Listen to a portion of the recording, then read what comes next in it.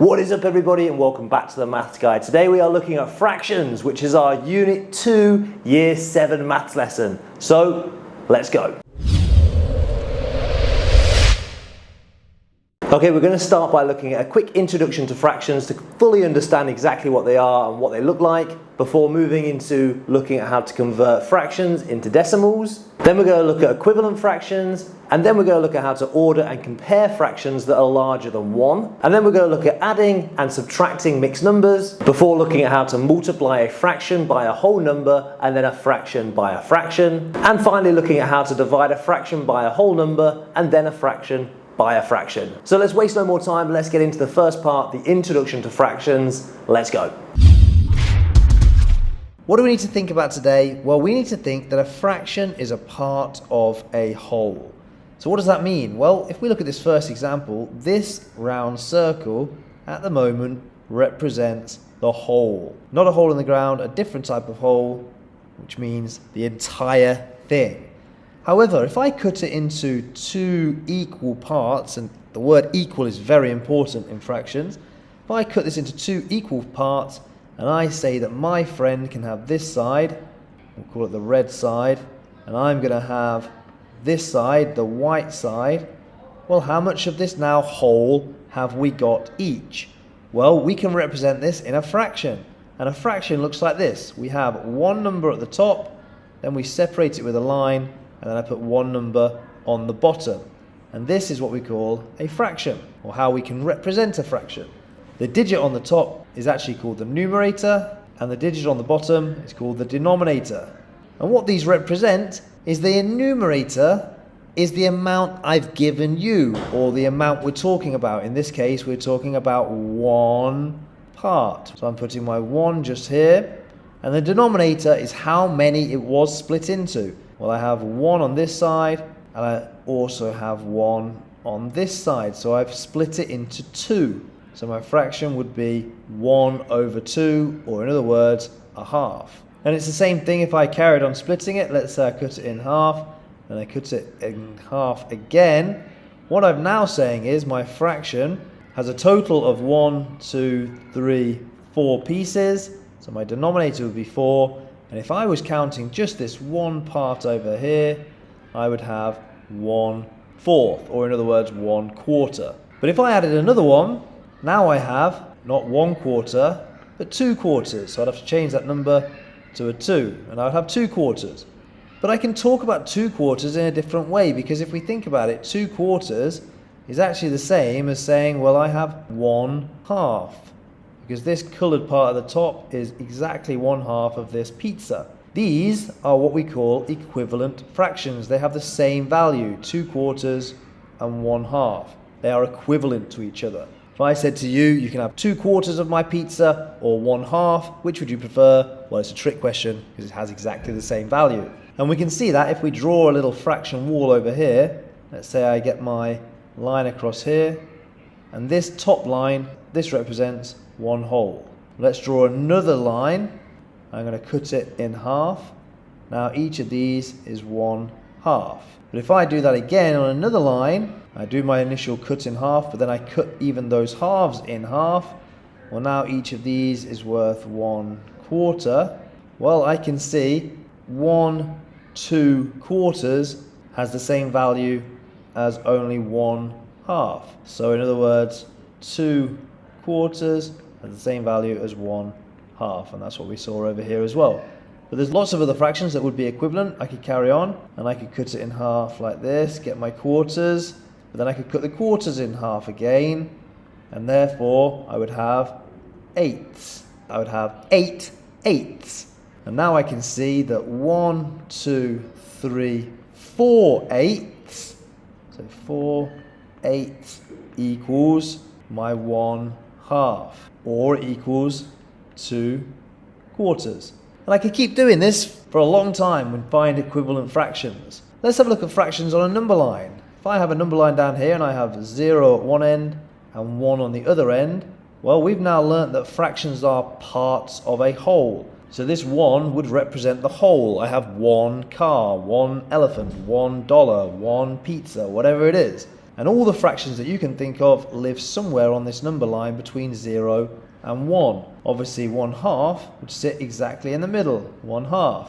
1/4 would live here, 3/4 would live here, because I would have 1, 2, 3/4. But I could keep populating it. I'd have 1/8, this 1/4 would be 2/8, 3/8, 4/8 or 1/2, 5/8, 6/8, 7/8, and 8/8. And again, I could just keep cutting these fractions up, finding lots and lots and lots of different fractions.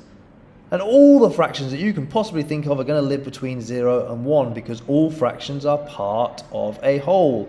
So there was a quick introduction to fractions and representing fractions in different ways. Okay, so we've had our introduction to fractions. Now we're going to have a little look at how we can convert a fraction into a decimal. Let's go. So what do we need to remember today? Well, we need to remember that fractions are essentially division questions. So let's see what I mean by that with this first green chili challenge, 4/10. Now, if we have 4/10, what we're basically saying is that we have in our place value chart, if I have my 1s, my 10s, therefore this would be my decimal, and then my tenths. What it's saying is that I have 4 in my tenths column. So if I was going to be writing this as a decimal, I'll be writing 0.4. But we don't always have the luxury of having 10 as a denominator, so we need a different way as well. So now we look back at that thing to remember. Fractions are essentially division questions, and I'm going to write my first division. And 4/10 is the same as saying 4 divided by 10. And now I'm just simply going to divide. If you're not sure how to use this bus stop method, go and check that specific video out on my channel. But if you do have good knowledge of it, let's continue. So first of all, how many 10s are there in 4? Well, there are 0. And I have 4 left over, so I'm going to create a decimal on both my answer and my question row. And then I'm going to add a 0 in my tenths column, which doesn't change the value of 4, but it means I can now bring my 4 into the tenths column. And now I have 40 divided by 10, which is 4. So as you should see, my answer, 0.4, is the same as we got using the place value chart. But let's turn this up a little bit with my orange chili challenge and 9/25. So 9/25 would be 9 divided by 25. Well, how many 25s are there in 9? There are 0. Put my decimal and add a 0 into my tenths column. Carry the 9 across. Whoop, don't forget my decimal point on the answer row as well. How many 25s in 90? Well, there are 3 in 75, and then I have 15 left over. So let's bring back another 0 in the hundreds column. Again, these zeros are not changing the value of my original 9, but it means I have somewhere to carry things over to. I have 15 carried over. How many 25s in 150?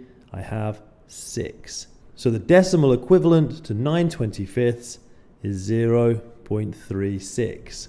And finally, my red chili challenge looks really easy, doesn't it? Because I've got 2 small numbers, but let's see how hard this can get. And I have 7 divided by 9. So my first part is how many 9s are there in 7? 0. Put my decimal and add a 0 into my tenths column. Carry the 7 across. Now I'm asking how many 9s are there in 70? Well, I can get 7, but it only gets me to 63. So I have 7 left over again. Okay, well, now I'm asking the same question. How many 9s are there in 70? I have another 7 and another 7 left over. So what we should see here is I'm going to end up with this same pattern forever and ever and ever. So I need to know what to do with this.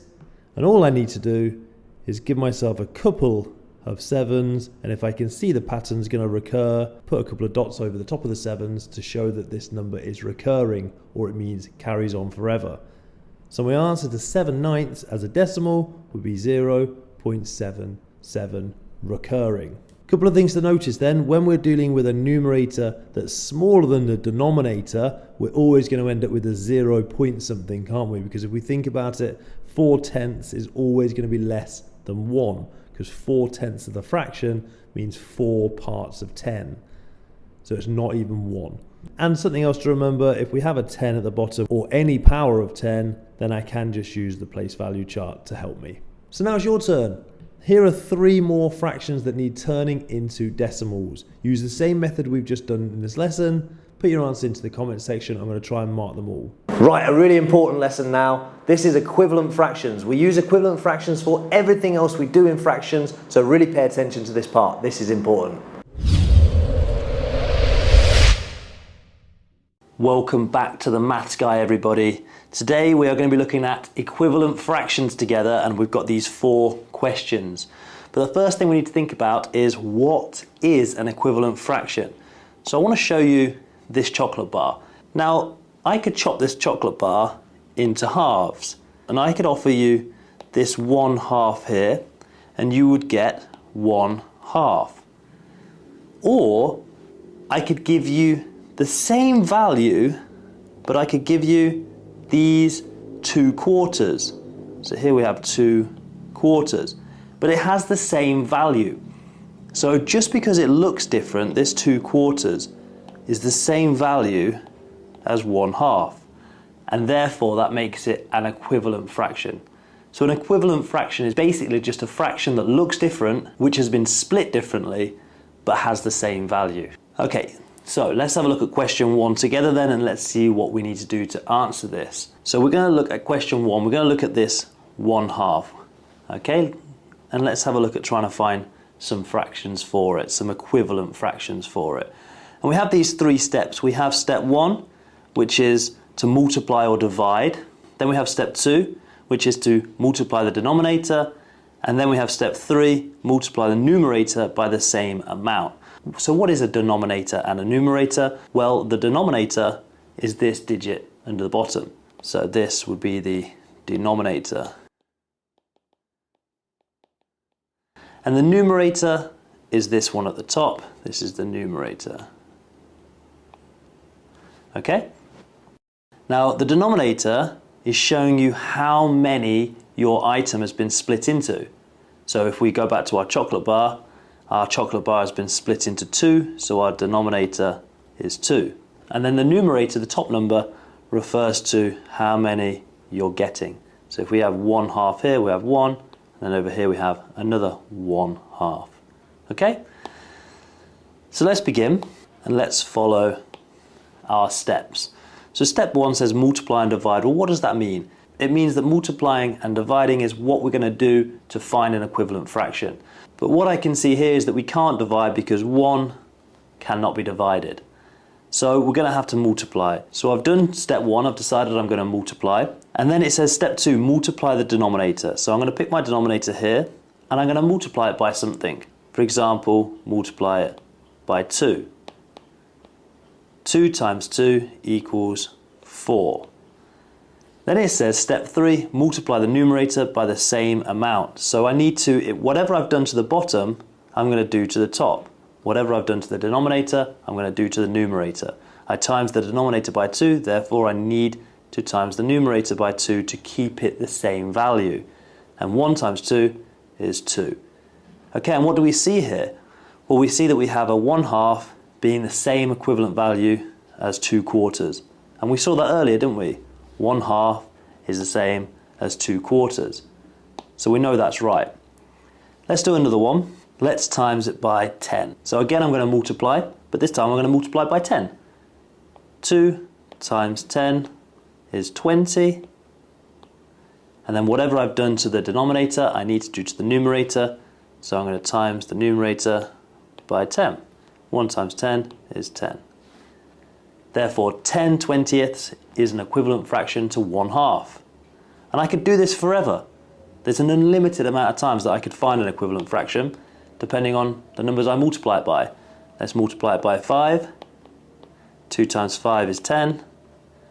Multiply 1 by 5 is 5. 5/10ths is an equivalent fraction. Okay, let's pick a different question. Let's pick a harder one. Let's have a look at 4/16ths, okay? So, same steps. I'm going to choose whether I multiply or divide. Then I'm going to multiply the denominator, and then I'm going to multiply the numerator by the same amount, or divide, okay? But in this case, my step 2 and step 3 might be divide instead of multiply. So let's have a look. Now I have 4/16ths. Now I can see straight away that I can divide if I wanted to, because I can divide the number 4. I know that, for example, 4 could be divided by 2. And I'm going to start again with my denominator, and I'm going to divide by 2. 16 divided by 2 is 8. And remember, whatever I do to the denominator, I have to now do to the numerator. So 4 divided by 2 is 2. So 2/8 are the same as 4/16. Same value. If we were going to get our chocolate bar and cut it up, having 4/16 of it would be the same as having 2/8 of it. Okay, let's do another one, because I can see another division 1 in here as well. I could divide by 4. So let's do 16 divided by 4 is 4, and 1 divided by 4 is 1. 1/4. So 4/16 is actually an equivalent fraction to 1/4. And we call this equivalent fraction here the simplified version, because this is its lowest form. These are the smallest numbers, the smallest digits that we can use in this fraction to show its equivalent value, 1/4. So this is how we really want to see all of our fractions, in the equivalent form. Let's do one more where we multiply. Let's do a crazy one. Let's multiply by 1,000,000. Crazy. Okay, so 16 times 1,000,000 is 16 million. And 4 times 1,000,000 is 4 million. So 4,016,000,000ths is an equivalent fraction. Looks pretty crazy though, right? Well, that's because it's got huge digits. But don't forget, it's the same value. You might look at that and think, well, I'm going to get loads of that chocolate bar. But actually, you're going to get exactly the same amount, because the chocolate bar has been now split into 16 million pieces. You're going to get 4 million of them, but each one is going to be tiny. Okay, let's look at another one. Let's have a look at one like this, because this is what you might see sometimes. You might see an equivalent fraction where they already give you the denominator. So let's see how we solve this one then. Now we're going to have slightly different steps this time. First, we're going to find the connection between the denominators. Then we're going to find the multiple or the divisor, and then we're going to multiply the numerator by that same amount. So first of all, we're looking for the connection. Well, I can see a connection straight away. I can see that 27 is in the 9 times table. How do I get from 9 to 27?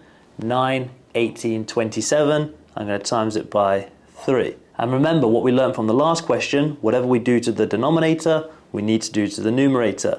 So therefore, if I've times the denominator by 3, I need to times the numerator by 3. 3 times 3 is 9.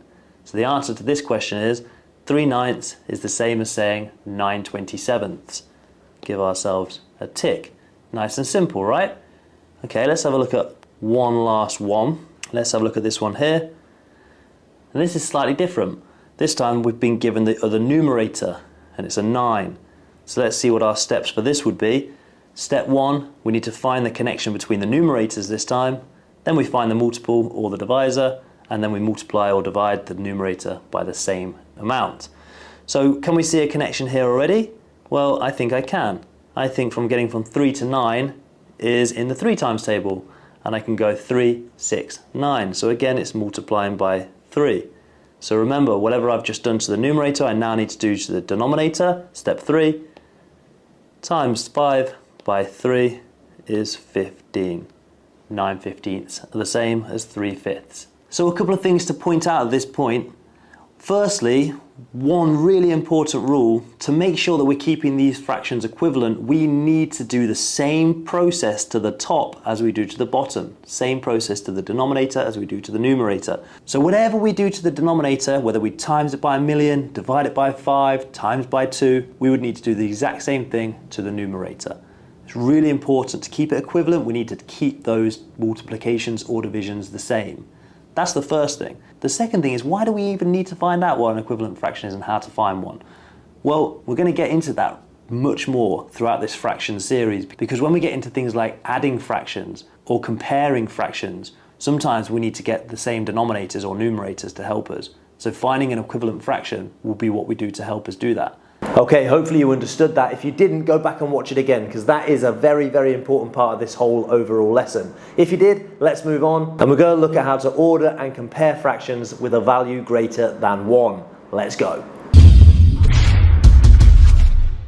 Okay, the one thing we're going to remember today is that we're going to need to find equivalent fractions to help us. So if you're not too sure about equivalent fractions, go back on the channel and watch that video first. That's really going to help you. Okay, so let's start with our green chili challenge. We're going to try and compare these two fractions. And we're going to compare with either the less than, the greater than, or the equal to symbol. So when we're comparing these two fractions, we can see we have 2 and 5/3 versus 3 and 1/5. We know it's bigger than 1 or a mixed number because we have a fraction, which is the 5/3 part, sitting next to a whole number, the 2. So we might look at these initially and just think, well, obviously the 3 and 1/5 will be bigger because we have 3 whole. Well, not necessarily, because over here I can see an improper fraction, so we do have some work to do. But what we need to understand is we cannot compare fractions when our denominators are different. So we need to find a common denominator and make equivalent fractions out of them. So I'm going to rewrite my 2 and 5/3 here and my 3 and 1/5 over here.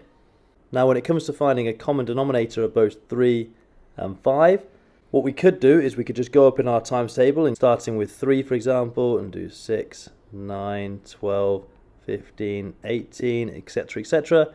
And on the other one, 5, 10, 15. Well, bingo, I think I've seen a 15 in both of those lists. Therefore, I know that I can turn these into a common denominator of 15. But an even simpler way of doing it is just to look at my 3 and my 5 and do 3 times 5 equals 15. Might not be our lowest common denominator always, but it will be a common denominator. So to keep this equivalent, how did I get from 3 to 15? Well, I multiplied by 5. Therefore, I need to do that to the numerator as well. So 5 times 5 is 25. And then how did I get from 5 to 15? Well, I multiplied by 3.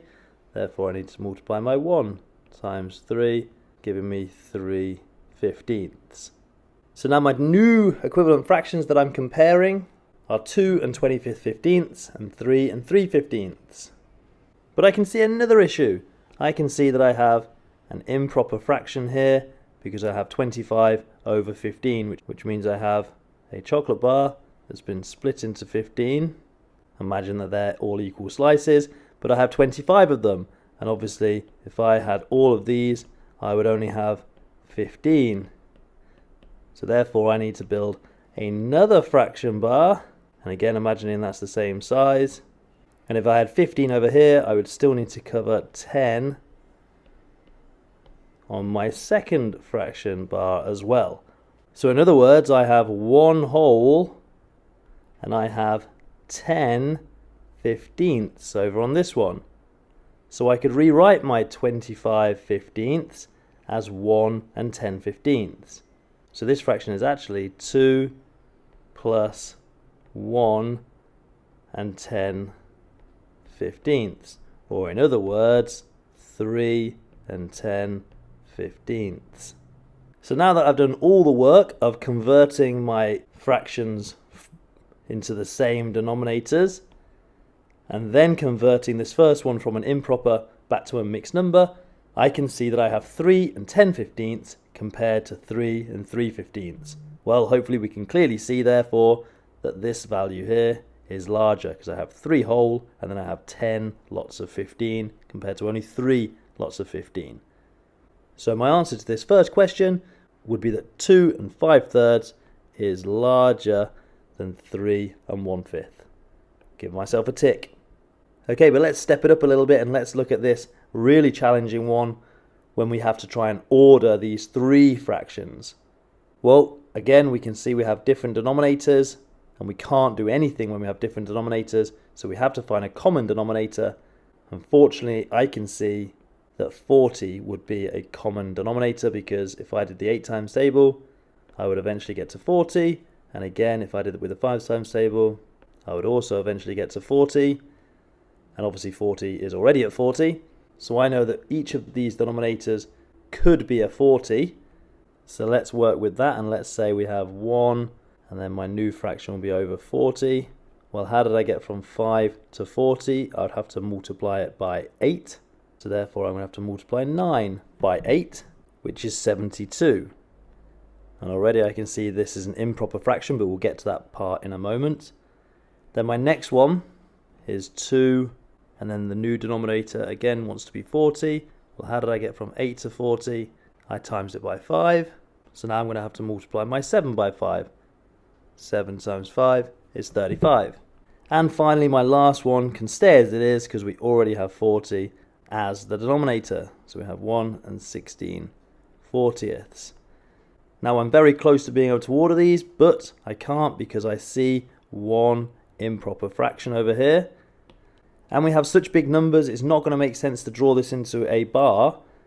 So I'm just going to understand that if my whole is made up of 40 and I have 72 of them, well, within my 72, I'm going to have another lot of 40, aren't I? Because 72 divided by 40 is going to be 1 remainder 32.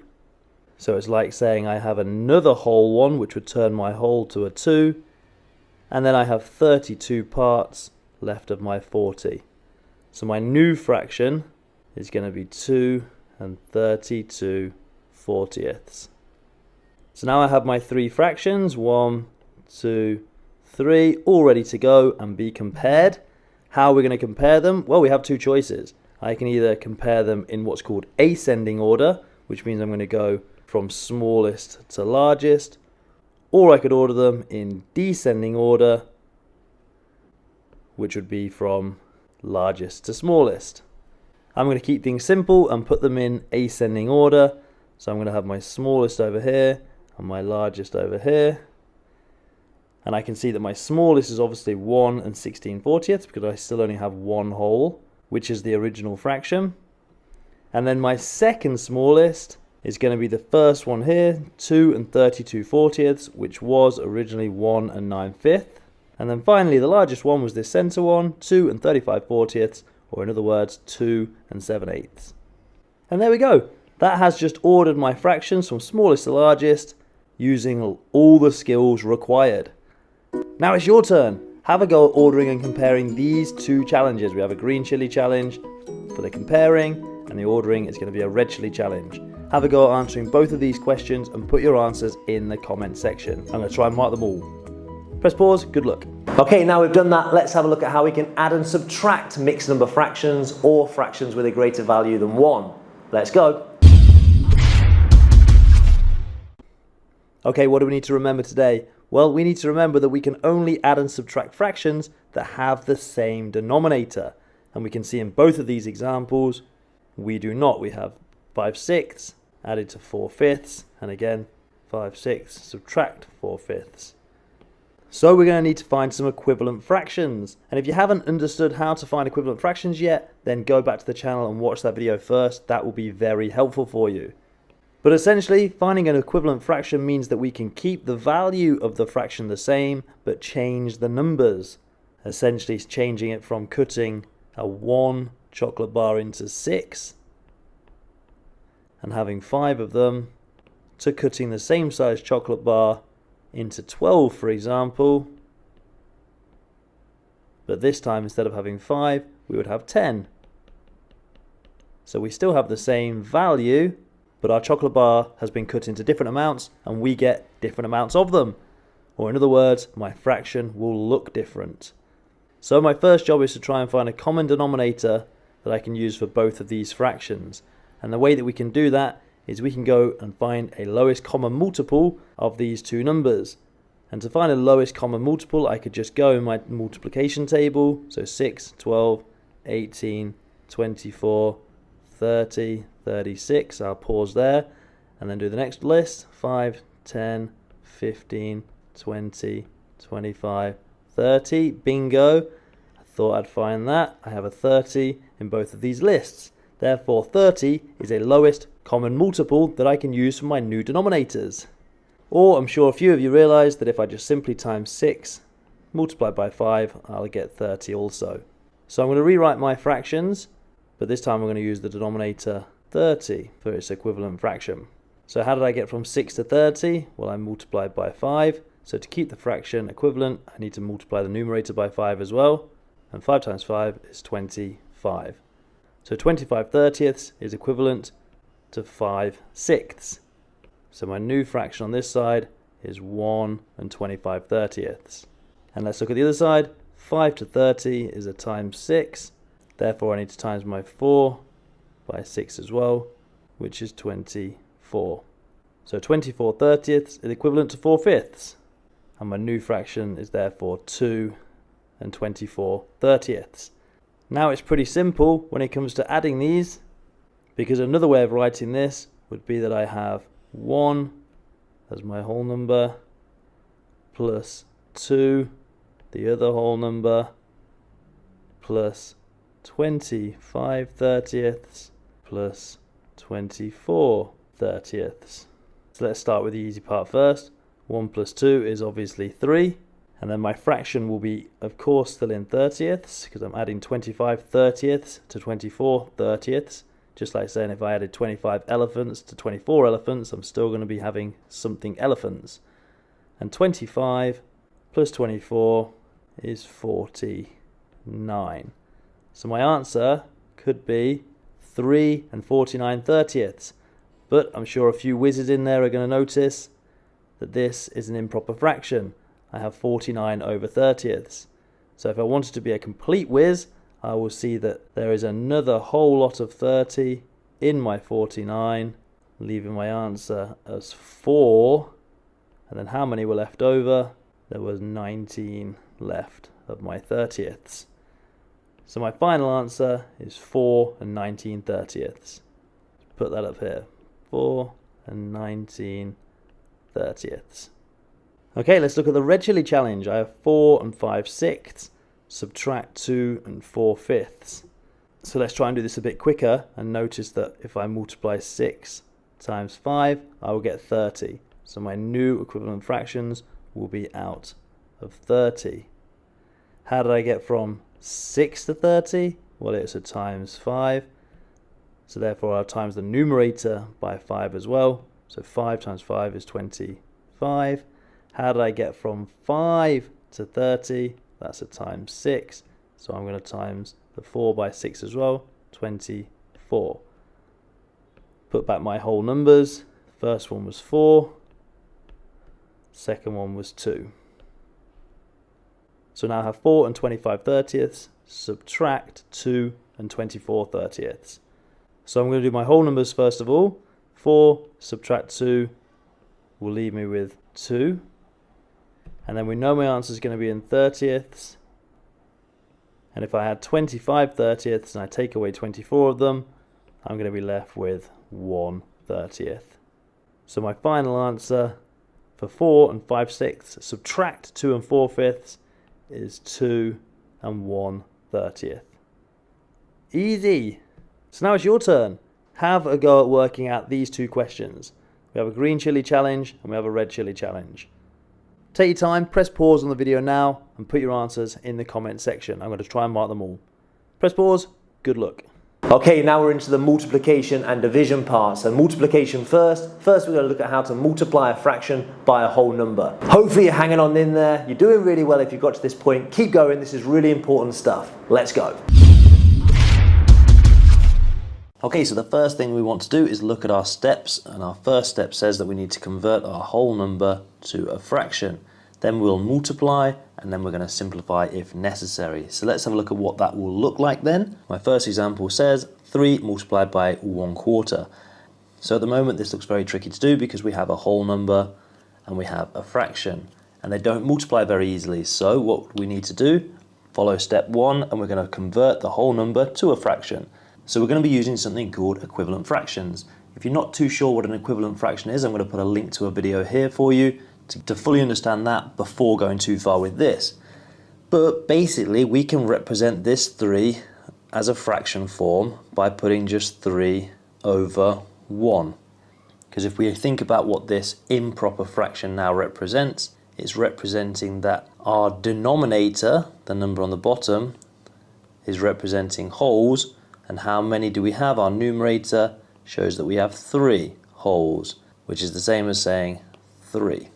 Now that we've converted our whole number to a fraction, we can just put our multiplication sign and the other fraction, which was 1/4. Now we're going to follow step 2, multiply. And all we're going to do is we're going to multiply our numerators, the top number. So 3 multiplied by 1 is 3. And then all I do is multiply my denominator, my bottom number, and 1 multiplied by 4 is 4. And it kind of makes sense, doesn't it, with this first example, because 3 multiplied by 1/4, so 3 times 1/4, will end up with 3/4. Okay, let's have a look at another one then. Let's have a look at 4 multiplied by 3/4.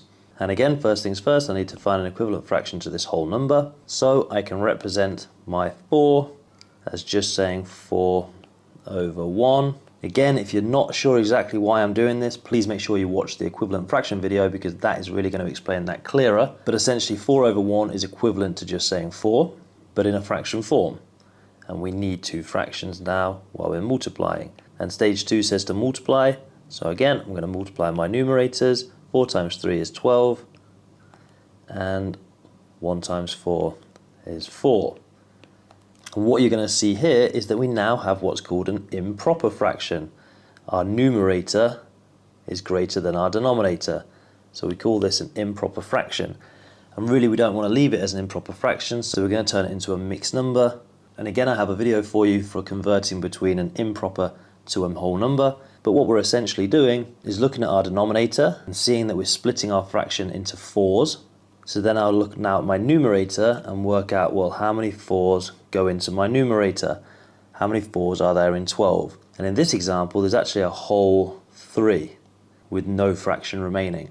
So my answer to 4 multiplied by 3/4 is 3. Okay, let's get to a bit of an orange chili challenge then, and let's have a look at 7 multiplied by 3/6. So exactly the same process. I'm going to turn my 7 into a fraction by putting it 7 over 1 and still multiply it by my 3/6. Step 2, multiply. So 7 multiplied by 3 is 21, and 1 multiplied by 6 is 6. Again, I have an improper fraction here. So using the same method and same understanding, I'm trying to work out how many groups of 6 I have in the 21. So how many wholes do I have? So if I go up in my 6 times table, 6, 18, 24, well I can't get to 24, so I have 6, 18, which is 2. So I have 2 wholes. And then how many left over between 18 and 21 would be 3. And they're still valued at a 1/6. So my mixed number would be 2 and 3/6. Like I say, if you're not too sure on this converting between improper fraction and mixed number, I'll link that video again. Right, let's look at our last one. 5 times 8/7. So 5 again can be represented by 5 over 1 times 8/7. First job, multiply the numerators. 5 times 8 is 40. Then multiply the denominators. 1 times 7 is 7. So I'm left with another improper. So I'm asking myself, how many 7s are there in 40? Well, I can get to 35 with 5 groups. So I'm going to have 5 wholes, but I only got to 35, so how many have I got left over? I've got 5, because I needed to get to 40.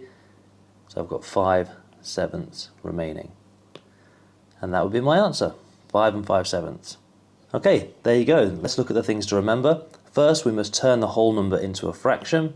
Then we must multiply the numerators, then the denominators. And then if we need to, we're going to convert the mixed number if we need it. Okay, here are 4 questions for you to have a little look at. Have a go at answering these and put your answers into the comment section. You can check with everyone else is in there, and I'll try and mark as many as possible. Okay, so we now know how to multiply a fraction by a whole number, but how do we multiply a fraction by another fraction? Let's find out. So first things first, if we have a look at our steps, we can see at the top, pretty simple today. Would you believe me if I told you that this is actually easier than adding fractions? Multiplying fractions is actually really easy, and that's easy because we don't need to find common denominators. Remember, our denominator is the number at the bottom, and our numerator is the number at the top. So if you saw my video on adding fractions, you know that we have to find common denominators. We need to make sure the denominators are the same value. But here, in multiplying, we do not, which is great. Okay, so looking at my steps, then you can see step 1 says to multiply the numerator, then I'll multiply the denominator, and then we're going to simplify if possible. Okay, so let's have a look at the first question then. Let's have a look at this first green chili challenge, nothing too complicated. We've got 1/4 quarter multiplied by another quarter. So first things first, let's multiply our numerators. So 1 multiplied by 1, we know is going to equal 1.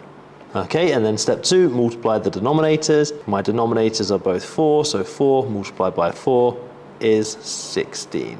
And now step 3 says simplify if possible. Well, I know I can't simplify because I have a 1 and 16, so the only common factor of these two numbers would be 1, so therefore it's in its simplest form.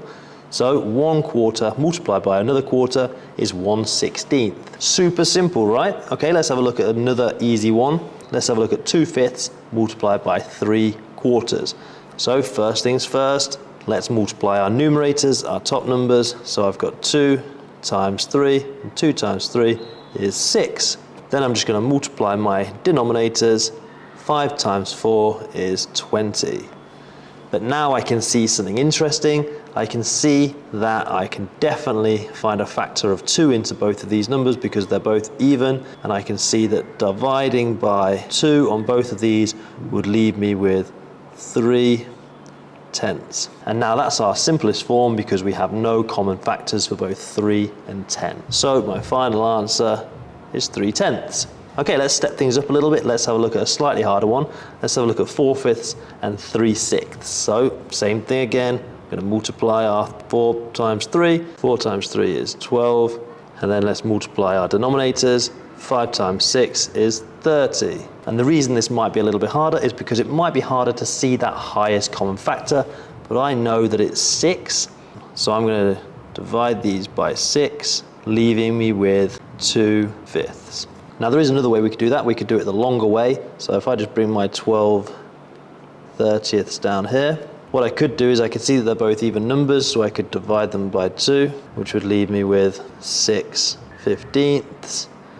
And then I can see that we also have a common factor of 3, so I could again divide by 3, leaving me with 2/5. So the same answer, just a slightly different way of getting there, depending on whether you can easily see that highest common factor. And if you don't really know how to find a highest common factor, I have got a video on this channel for it, so I'll link it here in the video now. Check that out if you need to. Okay, and now let's have a little look at our last question, our red chili challenge. And what you can see straight away is that we have what's called an improper fraction. An improper fraction is where we have a greater numerator than we do denominator. If you're not really sure what an improper fraction is, you can check that video out on my channel too. But it doesn't really make any difference in multiplication, so we can just do everything as before, but we must make sure that we understand that we might end up with an improper fraction as a result. And if we end up with an improper fraction, it would be good to convert it. Okay, so let's just follow our normal process. We're going to multiply our 4 times 8, and 4 times 8 equals 32. Then I'm going to multiply my denominators, 8 times 7, and 8 times 7 is 56. Okay, now again, I can see that my highest common factor is actually 8 here, so I could just straight away divide it by 8. So 32 divided by 8 is 4, and 56 divided by 8 is 7, leaving me with an answer of 4/7. Or I could do it the long way again, so I'll rewrite my 32, 56 down here, and I can see straight away they're even numbers, so I can divide by 2, both of these, leaving me with 16/28. Now they're even again, so I could divide by 2 again, leaving me with 8/14. They're even again, so I could divide them again by 2, leaving me with 4/7. 4/7 has no common factor, so therefore is our simplified form. So there we go, that is multiplying two fractions. Let's have a look at things to remember. You do not need to make common denominators for multiplication. First multiply the numerators, and then finally multiply the denominators. So here you go, here are 4 questions for you to have a go at. Take your time, work them out, and put your answers in the comment section below. I'm going to mark them all. Okay, we've done multiplication. We're into our final chunk, our division. And we're first going to look at how to divide a fraction by a whole number. Let's go. Okay, so you can see here that we have 2 questions, both of which have a fraction that we're going to be dividing by a whole number. So if we're going to follow our steps, we're going to first convert our whole number to a fraction. Then we're going to use either the butterfly or the KFC method, and then we're going to simplify if needed. Okay, so let's have a look at question 1. 1/3 divided by 3. And my first step said to convert this 3 into a fraction. And I can do that by just simply putting it over 1. 3 over 1 has the same value as just saying 3. Because if you think about it, our denominator, this number at the bottom, is showing me what the value is, and it's in ones or wholes. And then my numerator is telling me how many, and I have 3, so I have 3 wholes. Now I've got this looking like this, I can begin to do step 2. And step 2 says either the butterfly or the KFC. So let's have a look at the butterfly first of all. Butterfly says that we're going to be multiplying the numerator, which is the top number, by the denominator of the second fraction, and use that as our numerator. So 1 multiplied by 1 equals 1. And then to get the denominator, all I do is multiply the denominator of the first fraction by the numerator of the second. 3 times 3 is 9. So my answer to 1/3 divided by 3 equals 1/9. Let's quickly look at that with the KFC method. KFC stands for keep, flip, and change. Let's rewrite our question. Ready? So now I'm going to keep, and that refers to keeping this first fraction. So I'm going to keep it as it is. Then it says flip. So I'm going to flip this fraction around. I'm going to flip it around to 1/3. There we go. And now, and change refers to the symbol here, and we're going to change it from division to multiplication. Now I've done that, all I need to do is follow the steps to multiply any fraction, which is multiply our numerators, and 1 times 1 is 1, and then multiply our denominators. 3 times 3 is 9. And you can see, same answer, just a different method.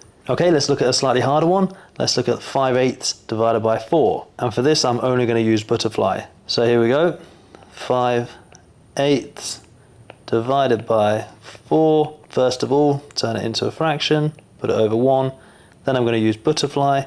So I multiply the numerator by the denominator. And 5 times 1 is 5. Now I can do the denominator by multiplying the 8 by the 4, and 8 times 4 is 32.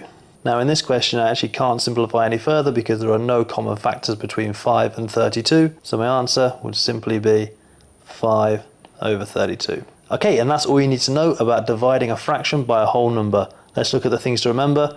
First, turn the whole number into a fraction. Then we have 2 methods that we can choose, either the KFC or the butterfly method. They're both going to get you the same answer. And then we simplify our fraction if we need to. Here are 4 questions for you to have a little look at, have a go, and put your answers in the comment section. Okay, here we are, our last lesson. So hopefully you've enjoyed this so far. This is our final part of this lesson. Let's get into how to divide a whole number by a fraction. Let's go. Okay, so we actually have 2 methods we're going to look at today.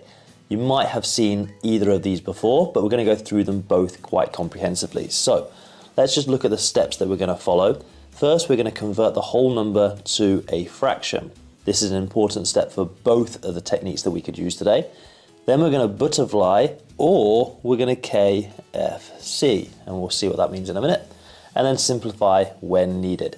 Okay, so let's have a look at the first one then together. We have 3 divided by 1/4, and my first step says to convert the whole number, the 3, into a fraction. And I'm going to link a video here that explains this stage a little bit clearer, which is finding equivalent fractions. But what we should know is that 3 could also be shown in fraction form as just 3/1. Because 3/1 is basically saying 3 wholes, same as saying 3. Then we'll divide it by our quarter again, and we're ready for step 2. Now step 2 says to butterfly or to KFC. So I'm going to show you the butterfly technique first. And the butterfly technique works like this. I'm going to look at my fractions, and I'm simply going to circle the numerator from the first fraction and the denominator from the second. But instead of dividing, I'm now going to multiply because I'm now on the other side of the fraction line, and then put the answer to this as our numerator. So 3 times 4 would be 12, and then I'm simply going to finish my butterfly, and you can see why it's called the butterfly now. It looks a little like a butterfly, or it looks like a multiplication symbol to help you remember it's to multiply. And then 1 times, don't forget, 1 equals, put it as my denominator, 1. And again, we can see that this is now an improper fraction with a top-heavy numerator, so I can convert this into a mixed number, which actually ends up at just being 12, because 12 divided by 1 is 12. So my answer to 3 divided by 1/4 equals 12. Okay, but I promised you a different method. Now let's have a look at the KFC method. The KFC stands for keep, flip, and change. So what do these refer to? Well, let's write our question down here again. But we know that first we must convert our whole number to a fraction. So let's put our 3 over 1 multiplied by 1/4. So my keep refers to keeping this first fraction. I'm not going to do anything to this first fraction. My flip refers to the second fraction. I'm going to flip my fraction upside down, and then I'm going to change. And this means change the symbol. And I'm going to change it to multiply. So if you think about it, we're actually doing exactly the same as the butterfly technique, but just another way of remembering it. Now I can just multiply across my question. Let's do our numerators first. 3 times 4 equals 12. 1 times 1 equals 1. 12 over 1 is 12. Same answer, but just a different method. Okay, let's look at a red chili challenge then. Let's have a look at our 5 divided by 8/7. And what you can see also is that our 8/7 is actually an improper fraction. We have a bigger numerator than we do denominator. That is not a problem for these kind of questions. In fact, if you're ever dividing by a mixed number, you will end up having to convert the mixed number into an improper so that you can begin. But we just have our improper now, so we can just begin. So I'm going to do my butterfly technique for this. First things first, convert our whole number into a fraction by simply putting it over 1, keeps it equivalent, and shows it in its fraction form. And then I'm going to start my butterfly. Start with the numerator of the first fraction and the denominator of the second. Remember to multiply. So the answer to my numerator would be 5 times 7. 5 times 7 is 35. And now I can do the denominator of the first fraction and the numerator of the second. 1 times 8 is 8. Bring that over to the answer. 1 times 8 is 8. Again, I have an improper fraction. We don't want to leave it as an improper. So I'm simply going to find out how many whole 8s I have in 35. So I could go up in my multiplication table, 8, 16, 24, 32. I get to 32 with 4 sets, but I have 3 left over, so I have 3 8s. So my answer is 4 and 3 8s. Let's quickly check that with our keep, flip, and change, our KFC. So first things first, 5 over 1